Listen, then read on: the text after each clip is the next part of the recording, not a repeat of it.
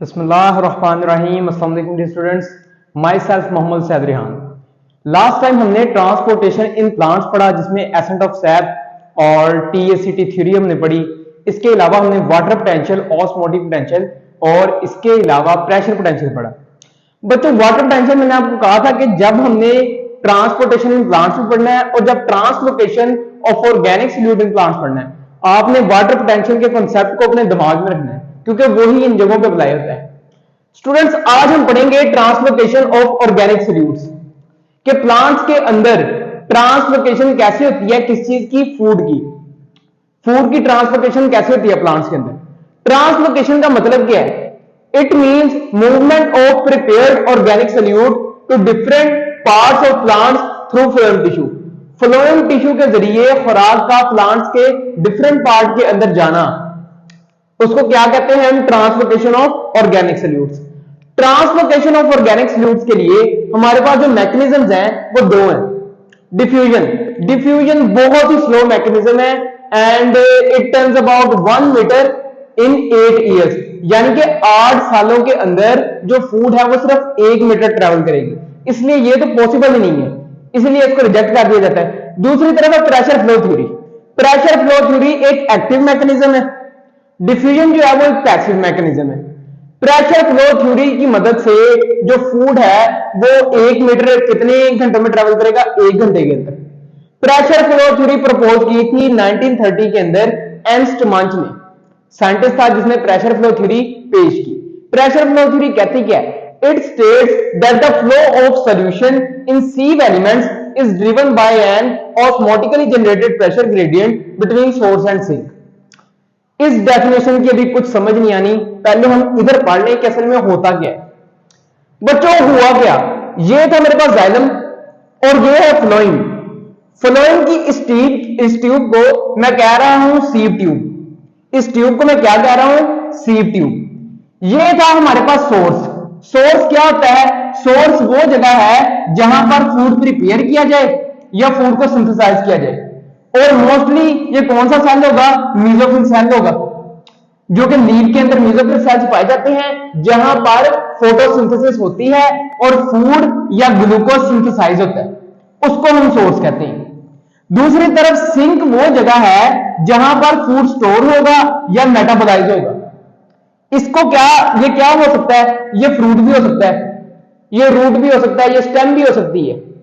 अच्छा, फ्रूट जो हम खाते हैं वो बेसिकली एक सिंक ही है जिसके अंदर फूड ने आगे स्टोर होना है या जिसके अंदर फूड की मेटाबोलाइजेशन होनी। प्लांट इधर सिंथेसाइज क्या करेगा? प्लांट इधर सिंथेसाइज करेगा ग्लूकोज। ग्लूकोज कुछ तो प्लांट खुद यूज कर लेता है एनर्जी के लिए, बाकी जो ग्लूकोज होगी बच्चों वो पहले कन्वर्ट होगी सुक्रोज के अंदर।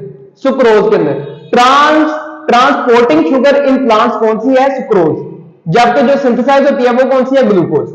सिंथेसाइज जो शुगर होती है ना, जो हमारे पास सिंथेसाइज होती है वो कौन सी है?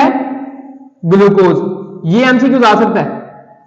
और जो ट्रांसपोर्ट होती है वो ग्लूकोज नहीं है, वो सुक्रोज है।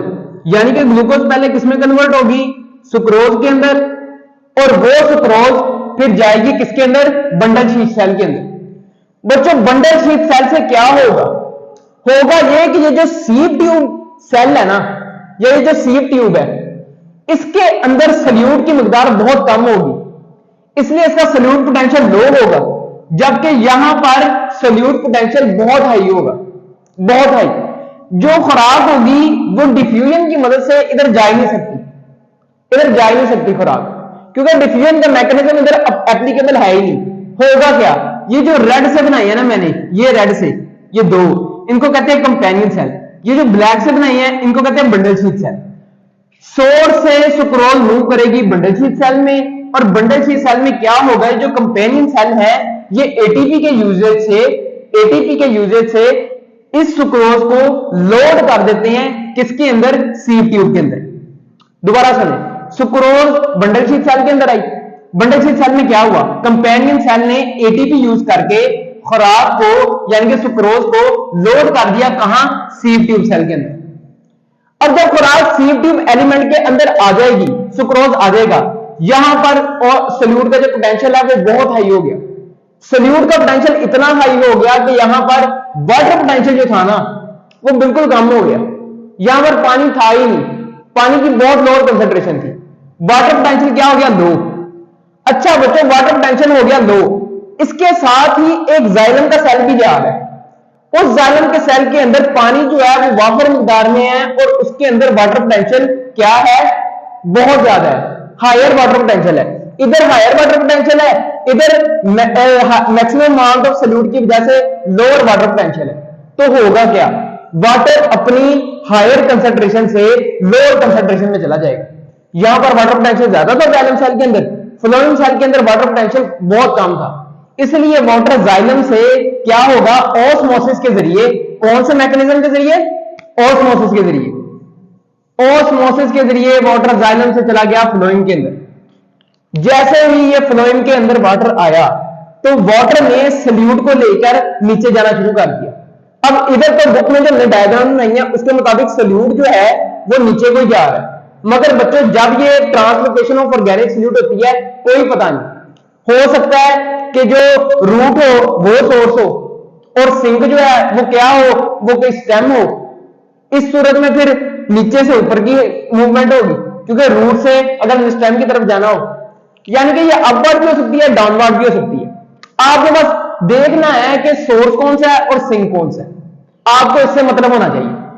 वाटर जो है वो अपने हायर पोटेंशियल से ऑस्मोसिस के जरिए लोअर पोटेंशियल की तरफ आ गया, यहां पर सुक्रोज यानी कि ऑर्गेनिक सल्यूट मौजूद है। बच्चों ये जो प्लेट्स नजर आ रही है ना, इनको हम कहते हैं सीव प्लेट्स। क्या कहते हैं, सीव प्लेट्स। इधर से होगा क्या, इधर से होगा ये कि पानी जैसे ही आएगा तो पानी इस सुक्रोज को ट्रांसपोर्ट करेगा, इसको ट्रांसपोर्ट करेगा, यहां पर एक हायर हाइड्रोस्टैटिक प्रेशर जनरेट हो गया। इस हायर हाइड्रोस्टैटिक प्रेशर ने क्या किया, हायर कंसेंट्रेशन से लोअर कंसेंट्रेशन की तरफ मूव करना शुरू कर दिया। जैसे ही ये वाटर सॉल्यूट को लेकर इधर आएगा तो कंपेनियन सेल क्या करेंगे, कंपेनियन सेल दोबारा एटीपी यूज करके जो इधर से उन्होंने लोड चढ़ाया था यानी कि सुक्रोज, उसको ले जाएंगे या ट्रांसफर कर देंगे बंडल शीथ सेल की तरफ। बंडल शीथ सेल से ये सुक्रोज चला जाएगा सिंक के अंदर, जहां पर इसने स्टोर या मेटाबोलाइज होना है। ये बच्चों मैकेनिज्म है। और जो पानी इधर मौजूद था यानी कि सल्यूट या सुक्रोज जो हमारे पास था वो तो चला गया सिंक के अंदर, कंपेनियन सेल ने एटीपी यूज करके उसको ट्रांसफर कर दिया सिंक को। अब जो इधर पानी था उसका क्या होगा बच्चों, अगली कहानी ये है कि फ्लोएम के अंदर जो वाटर का पोटेंशियल है वो बहुत ज्यादा होता है, क्योंकि जो सुक्रोज था वो तो उसने ट्रांसफर कर दिया, अब वाटर का पोटेंशियल इधर हाई हो गया, जाइलम के अंदर अब वाटर का पोटेंशियल क्या हो गया, लो हो गया। अब बच्चों जो पानी था वो वापस हायर पोटेंशियल से लोअर पोटेंशियल की तरफ चला जाएगा, यानी कि जो पानी शुरू में यहां से यहां आया था वो यहां, जब उसका हायर पोटेंशियल इधर था और लोअर पोटेंशियल इधर था, वो ऑस्मोसिस के जरिए दोबारा जाइलम के अंदर चला गया और ऐसे ही ये मैकेनिज्म रिपीट होता गया। ये थी प्रेशर फ्लो थ्योरी जो किसने दी, एर्नस्ट मंच ने। अब इसको मैं आपको बताता हूं, डेफिनेशन के जरिए इसको समझने की कोशिश करें। फ्लो ऑफ सॉल्यूशन, सॉल्यूशन का फ्लो कहां, सीव ट्यूब एलिमेंट के अंदर। ये सीव ट्यूब के अंदर सॉल्यूशन का flow is driven by an osmotically generated pressure gradient between source and sink. Driven किसने किया, वाटर ने। Driven by an osmotically generated pressure, osmosis के जरिए वाटर इधर आया और एक ऑस्मोटिकली हायर हाइड्रोस्टैटिक प्रेशर इधर जनरेट हुआ जिसने सोर्स से सिंक की तरफ सुक्रोज की मूवमेंट करवाई। ये था बच्चों पूरी प्रेशर फ्लो थ्योरी। अच्छा बच्चों, इसके अलावा रूट और stem they can be source और सिंक। लीव जो होगा ना, लीव हमेशा सोर्स ही होगा, क्योंकि मेसोफिल सेल्स खुराक हमेशा बनाते हैं, इसलिए लीव हमेशा सोर्स होगा। अच्छा, रूट और स्टेम ये सोर्स भी हो सकते हैं, ये सिंक भी हो सकते हैं। फॉर एग्जांपल बाइनियल्स के अंदर, यानी कि वो पौधे जो दो मौसमों के अंदर उगते हैं, उनमें क्या होता है, जिनमें हमारे पास शकरकंदी की मिसाल है या बीट की मिसाल है। बीट या शकरकंदी की जो जड़ है, रूट है, वो फर्स्ट सीजन के अंदर एज अ सिंक काम करती है, जबकि नेक्स्ट सीजन के अंदर, सेकंड सीजन के अंदर यही जो हमारे पास रूट होगी शकरकंदी की, वो सोर्स के तौर पे काम करेगी। यानी कि ये सिंक भी काम करती है, सोर्स के तौर पे भी काम करती है। आपने सिर्फ ये याद रखना है कि सोर्स कौन सा है, सिंक कौन सा है। ये मूवमेंट अपवर्ड भी हो सकती है, डाउनवर्ड भी हो सकती है। ये थी बच्चों हमारे पास प्रेशर फ्लो थ्योरी और translocation of organic solutes. Hope कि आपको ये आज का लेक्चर अच्छा लगा होगा।